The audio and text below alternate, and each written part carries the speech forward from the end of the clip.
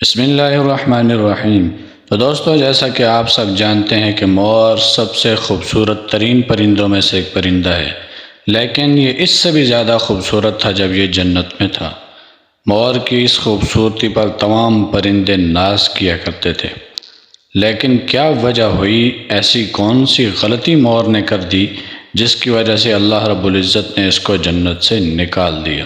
اللہ رب العزت نے جب حضرت آدم علیہ السلام اور اماں حوا کو پیدا کیا تو ان کو جنت میں بھیج دیا۔ وہ دونوں جنت میں بہت ہی سکون سے زندگی گزار رہے تھے، مزے کے ساتھ جنت کے پھل اور میوے کھایا کرتے تھے، لیکن صرف ایک چیز گندم سے اللہ رب العزت نے ان کو منع کر دیا کہ آپ یہ نہیں کھا سکتے ہیں۔ اب آپ کو بتا دوں کہ شیطان کو حضرت آدم علیہ السلام کی وجہ سے ہی جنت سے نکالا گیا تھا، تو شیطان نے اسی وقت سے حضرت آدم علیہ السلام کو اپنا دشمن بنا لیا تھا۔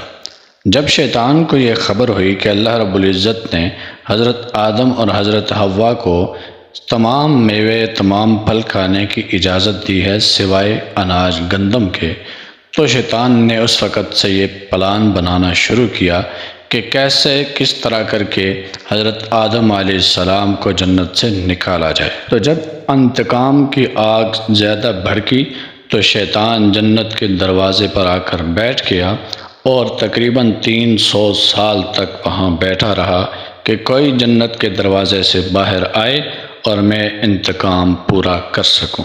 تب ہی جا کر شیطان نے دیکھا کہ دروازے سے ایک مور باہر نکل رہا ہے، تو شیطان نے اس کو بہلا پھسلا کر پہلے اس کی بڑی تعریفیں کی کہ اے خوبصورت پرندے، تو کون ہے؟ تو مور نے کہا کہ میں تو مور ہوں، لیکن آپ بتاؤ کہ آپ کون ہو؟ تب شیطان نے اس سے جھوٹ بولا اور کہا کہ میں اللہ رب العزت کا ایک فرشتہ ہوں اور اللہ کی یاد سے ایک پل بھی غافل نہیں ہوتا، لیکن میں چاہتا ہوں کہ میں جنت کے اندر جاؤں اور جنت کے اندر جا کر اللہ رب العزت کی نعمتوں کو اپنی آنکھوں سے دیکھ سکوں۔ اس کے لیے میں آپ کی مدد کا منتظر ہوں۔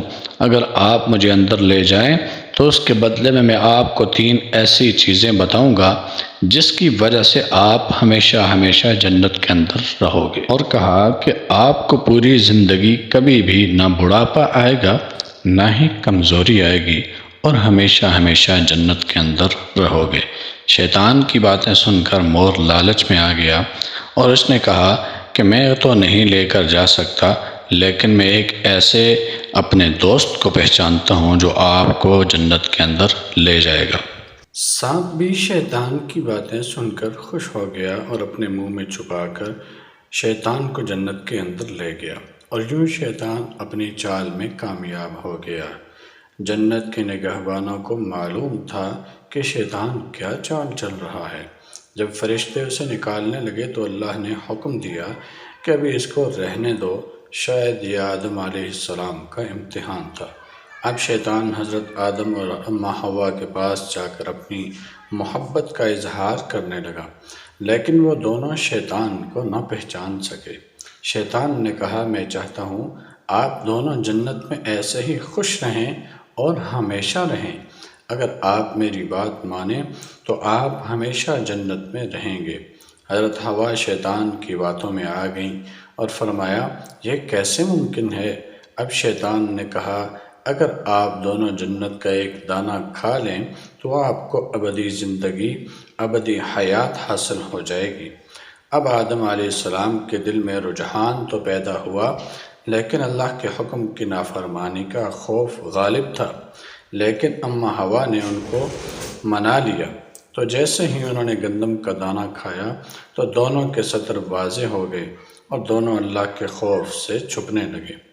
پھر اللہ تعالیٰ نے دونوں کو زمین پر اتار دیا، اور پھر اس کے بعد مور جو اپنے خوبصورت پاؤں سے چل کر آیا تھا، اللہ رب العزت کی طرف سے اس سے وہ خوبصورت پاؤں لے لیے گئے، اور سانپ جو اپنے منہ کے اندر شیطان کو چھپا کر لے گیا تھا، اس کے منہ سے خوشبو چھین کر اس میں زہر کو ڈال دیا، اور ان دونوں کو بھی زمین پر اتار دیا گیا۔ جی تو دوستو، آپ کو یہ سٹوری کیسی لگی؟ اگر اچھی لگی ہو تو اس کو لائک ضرور کر دیجیے گا اور چینل کو سبسکرائب کر دیجیے گا۔ اللہ حافظ۔